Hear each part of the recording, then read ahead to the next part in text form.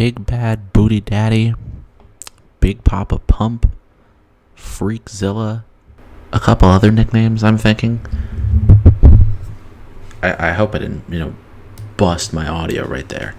I probably did. I was probably redlining at that point. But, hello, it's me. I'm back on the Shoot Style Sauna. It's your boy Papa Steam, here to bring you a special episode of The Writer's Room. You're probably... hold on. I think I have to flex for this one. Is that the rule if I'm talking about Scott Steiner? That, I have to... I has muscle. I didn't want to do this one, but... it's a big meme in the sauna group chat, so fuck it, I'll do it. But no Steiner math is in this, alright? I'm not talking about Samoa Joe at Sacrifice. I'm not... that's too much. So Scott Steiner, he's a man. He absolutely did not do steroids. And he was kind of okay in WCW, and he was one of their last world champions, and then he went to WWE. And then... it could not have been worse. It couldn't have been worse booking. Let me explain. Let me tell you what really happened here. So he's debuted at Survivor Series 2002 when Matt Hardy and Chris Nowinski, you remember him, right? He was a smart man. I don't know why I have my headphones on. I'm a little annoyed with that. He was a smart gentleman. They were talking about, I don't know, I don't remember, and I don't care as much, but Scott Steiner came out, laid him out, and then they started this whole free agency kind of bit where it's like, well, is he going to sign on Raw? Is he going to sign on SmackDown? The world doesn't know. And then, he tried to bang Stephanie, and that was weird, and he was like, alright, he went to Raw. He immediately was pushed to the world title, which was a horrible idea, which included with Triple H and things like, flex contests and push-up contests and arm wrestling and who looks more muscular, and they probably did behind-the-scenes stuff put self-tanner on themselves, and I don't know, something like that. Also, he's garbage on the microphone, and the matches he had with Hunter were both awful. At Rumble 2003, it's known just how poor that match was, and at No Way Out, it was a little better, but it was still terrible because Steiner, hate on me if you will, Scott Steiner's poor in the ring. He is. So then afterwards, they had this whole debate about the Iraq War, and Chris Nowinski was like, this is why we're there. Or this is why we shouldn't be there. I forget which one. And they had Scott Steiner talk the worst idea possible and defend why America should do America things. It blew my mind as a person. Then he had a tag team with Test and Stacy Keibler, and then they fought each other for her managerial services 3 or 4 different times. And then they became a tag team again. They were misogynists, and then they would beat up Stacy, and then he got fired by McFoley. Look, I really don't want to do this. So, look, I'm going to start with this. If you think I'm making a pure singles run for Scott Steiner, I'm not. There isn't a way to do it that it just won't fit who he is as a person, much less his character. So you have to look at what he's good and bad at. What he's bad at, talking, matches longer than 15 minutes, and that's it. He can't speak, and if you put him in anything, it's rough. What he is good at, I will give him this. He is very muscular looking. He has very good showcases of pure power. He's very good at being an asshole. But one thing he was always good at that they always took away from him, but they shouldn't have, is he was great at tag team wrestling. So you have to partner him, or at least I'm going to partner him with someone who is great on the mic, is great in the ring, had main event status, but at the time was dwindling a bit, and just overall needed the extra oomph. So I'm not going to debut him at Survivor Series. I'm going to debut him at WrestleMania 19. So for this, we have to find someone who is great on the mic. We have to find someone who is pretty good at being an asshole, that can be a heel, that could also use the benefits of a muscular person next to him, and who at WrestleMania 19 had a star-studded match, who was great on the mic, great in the ring, really good at being an asshole, who had main event status and was currently sinking down into the tag team era. Well, that would be Chris Jericho. After all, 2002, 2003, Chris Jericho he's still fantastic on the mic. Yes, he wasn't the Undisputed Champion anymore, but he was still sinking in the tag team realm anyways. He's outstanding, and he had a high caliber matchup with Shawn Michaels. So if you make your debut taking out Shawn Michaels, you're going to be seen as important. So this story is less about Steiner. It's going to be about Steiner, but it's more about Chris Jericho. So we start this at WrestleMania 19. We keep the match pretty much the same going through. I'm just going to look at my notes while I'm doing this. I don't want to keep making eye contact with you. Just stare. Here, tell you what, let me do this. I'm going to put myself on his abs, right? Just look at him. Don't look at me, and we're cool. Okay? Okay, cool. We debut him at WrestleMania 19. Jericho Michaels had a one-on-one. Let's keep that 95% the same, except have Jericho, instead of Michaels winning, have Jericho cheat to win.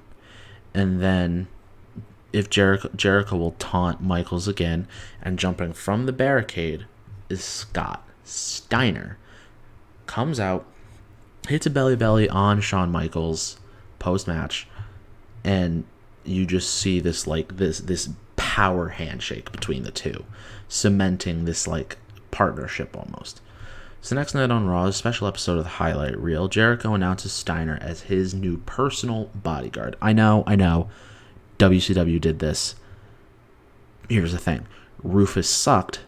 This is Scott Steiner. Got it? Awesome.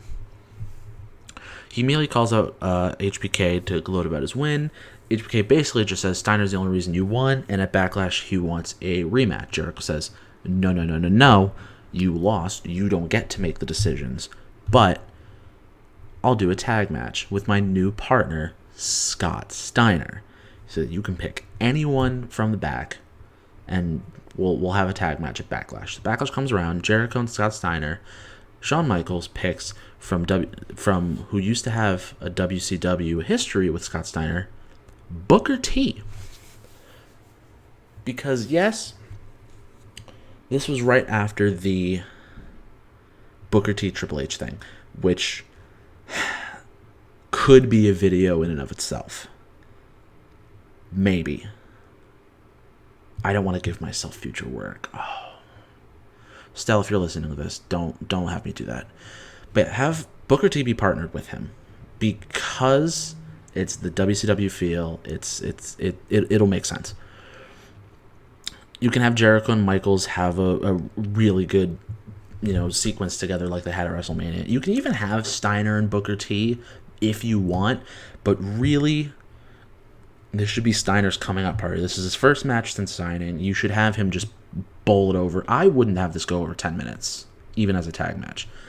Belly to belly to Booker T, but Jericho gets the pin on Booker T. Let's keep that in mind.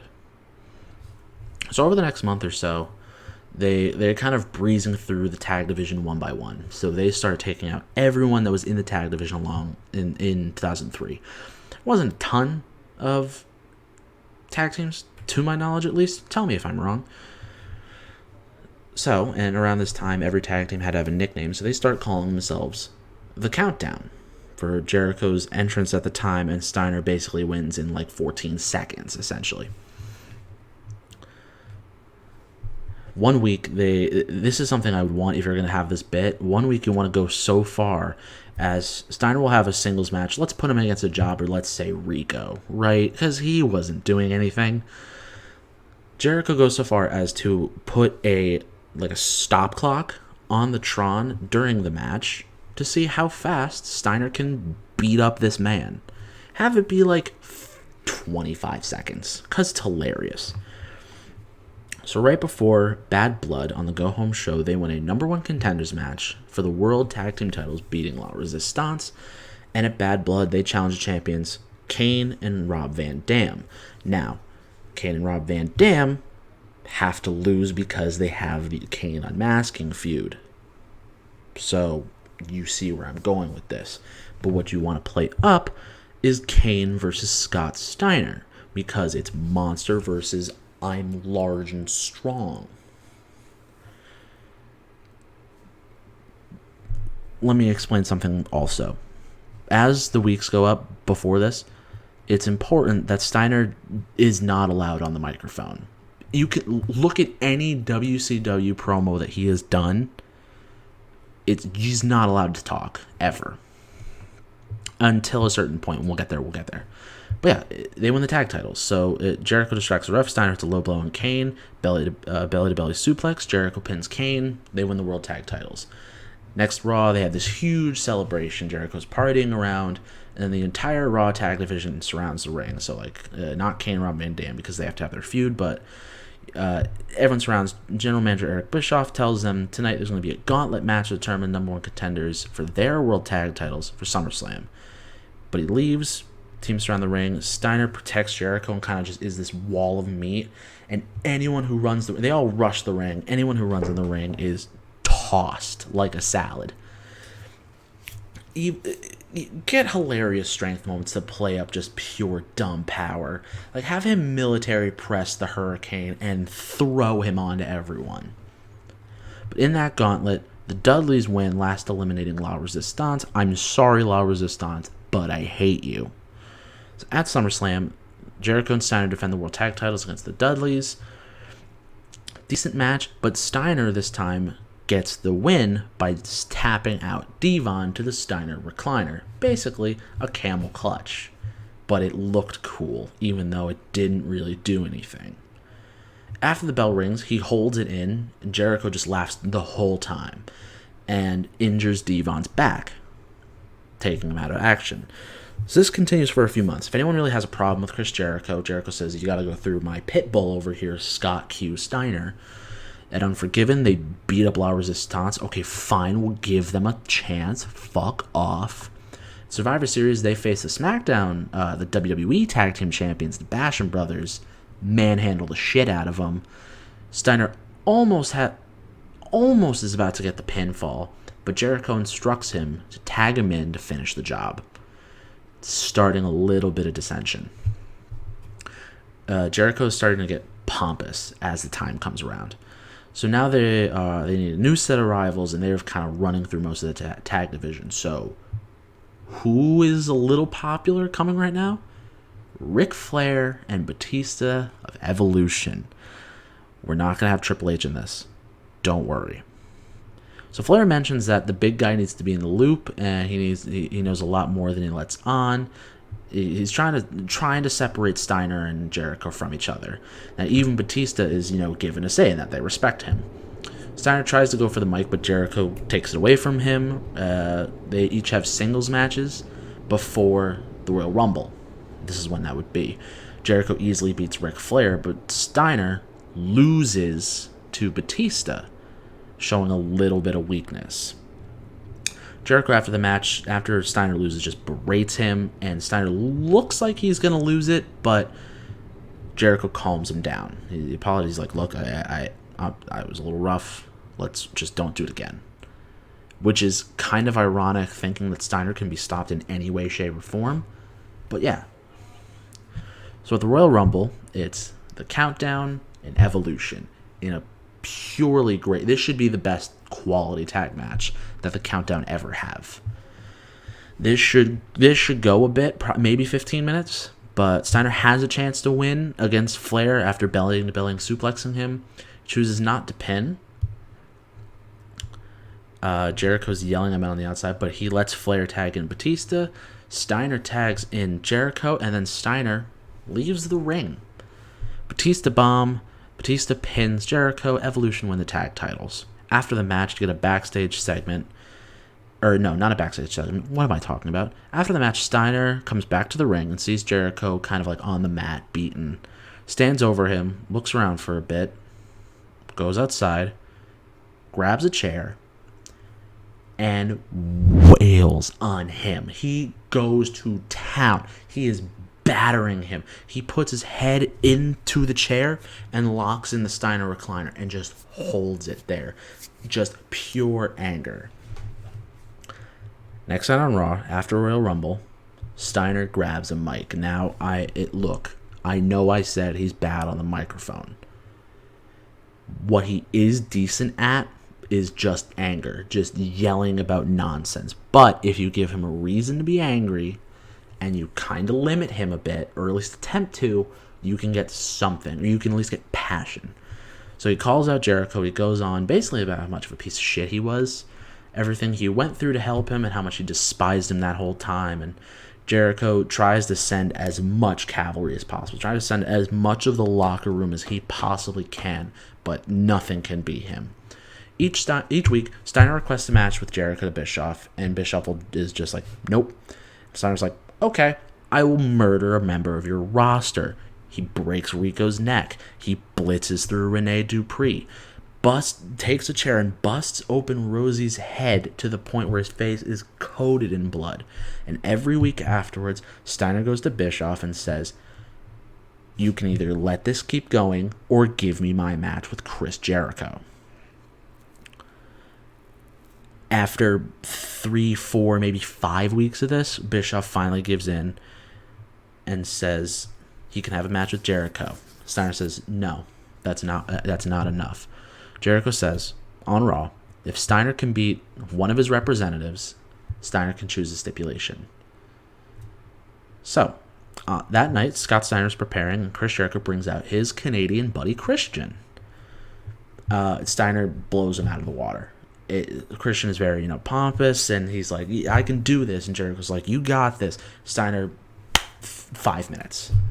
Absolutely clobbers him.